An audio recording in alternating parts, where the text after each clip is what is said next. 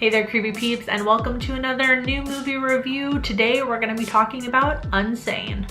Really quick though, before I get into that, I want to say a quick thank you to my creepy patron peeps for your support of my channel. Thank you so much. It means the world to me.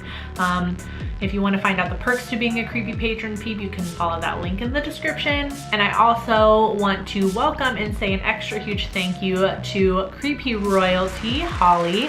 Thank you so much for your support, Ghoul. It really means a lot to me. Directed by Steven Soderbergh, Unsane follows a young woman, Sawyer, who is involuntarily committed to a mental institution where she is confronted by her greatest fear. But is it real or a product of her delusion? The first thing that I want to talk about that I really liked about Unsane was the camera work. They just make use of a lot of really unconventional angles and positions and movement of the camera. I feel like it made me a bit uncomfortable and on edge because I didn't know what to expect, and I felt I was really connected kind of to the mind of Sawyer via the camera, or it was just supporting that idea that you don't know what she's gonna do next because you don't really know if she's delusional or if she is sane and this horrible thing is actually happening to her. She's a very unreliable protagonist. It also made me aware of the camera in a way that you usually aren't when you're watching movies, because a lot of the times the camera work is very conventional. It's stuff that you're used to, you know, shot sequences that are very common and used a lot in it. I feel like it kind of makes you comfortable and you're able to forget that you're watching a movie. Like, it kind of becomes invisible in a way. But because of the weird angles and the weird way the camera was used, it made me super aware that I was watching a movie because I was aware of the camera in a way. Does that make sense? Basically, I was very aware of being a spectator, which kind of fits with the movie given Sawyer is the victim of a stalker, and that is the person that she keeps seeing. It's her going to seek help at a mental institution, and then, you know, we're dealing with, you know, is her stalker actually working at the hospital or is she just imagining that he is? I also really liked that they kept Sawyer's mental, like, situation up in the air for as long as they possibly could. Like, up until a certain point of the movie, I think you could argue for either that she was either imagining it or it's actually happening. They do give you a definitive answer, I will say that. I'm not going to tell you what the answer is, but they do, and I enjoyed that because, you know, it kept me on the edge of my seat for most of the movie. And then once they kind of revealed it, then they started bringing in more elements, more plot points and twists to the story to keep you interested, which I thought that was really well done. My prediction going in was that it was gonna kind of be exactly like Shutter Island, where, you know, throughout the whole movie, you could pretty much make an argument for either she's crazy or she's not crazy. But it didn't turn out that way, actually, and I was quite surprised at that. I also really liked the extra characters.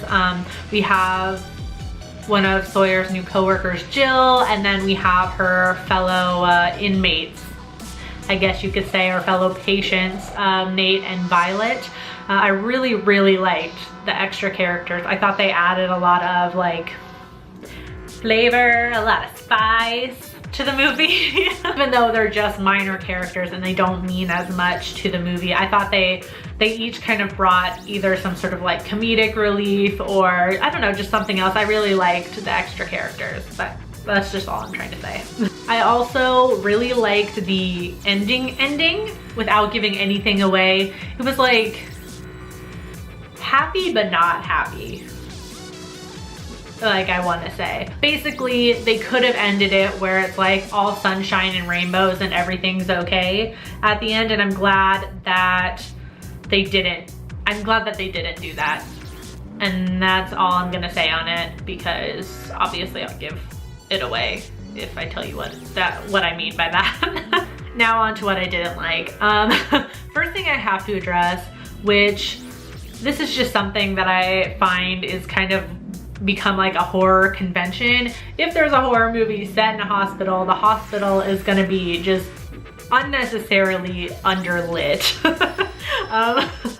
I hate that. That is just something that I don't like because it's not accurate. I mean, I can't say that I've been in every single hospital in the world, but every hospital that I have been in, or every medical building that I've ever been in, has never been that underlit. I have never seen a hospital that underlit before. It's like, it doesn't make any sense. And I know that like, that is just the convention in all like horror and thriller movies, probably, you know, for atmosphere, to make it scarier.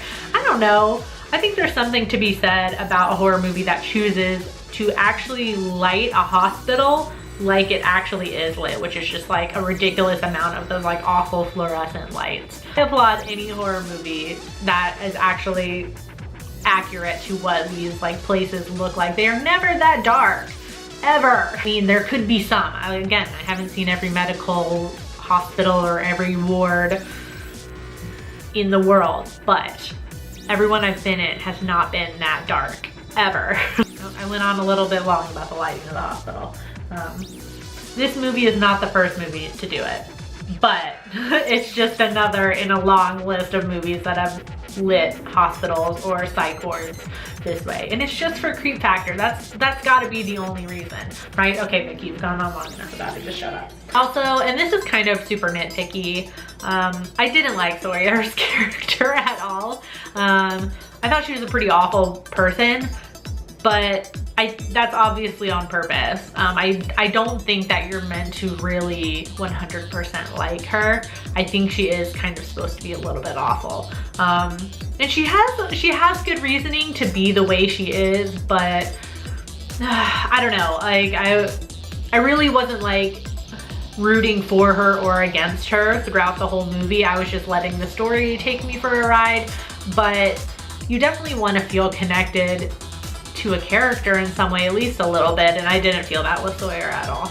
That being said, is Unsane worth watching? I would say yes. Like, I think if you're at least a little bit intrigued to watch the movie, definitely go and see it. I think you'll enjoy yourself. I'm gonna give it a 4 out of 5. I thought it was really well done, even though I really didn't like the main character. Everything else I thought was really good.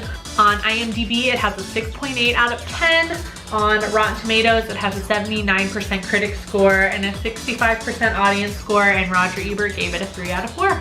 So if you've seen Unsane, let me know in the comment section down below what you thought about it. As always, if you're gonna talk about spoilers, just give everybody in the comments a fair warning.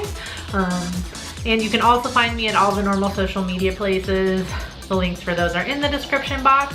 All of these sites that are gonna pop up in front of here, you know the deal. The blog, Morbidly Beautiful, Patreon, you get it. I do hope you enjoyed this video. If you did, please give it a thumbs up. Subscribe if you're new here and become a Creepy Peep today. I post videos Monday through Friday. Thank you so much for watching, and until next time, stay strange. Bye!